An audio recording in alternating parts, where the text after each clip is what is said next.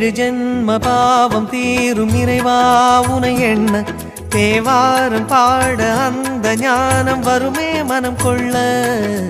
ஆதியான சிவனே சிவஜோதியான சிவனே, ஆதியான சிவனே சிவஜோதியான சிவனே.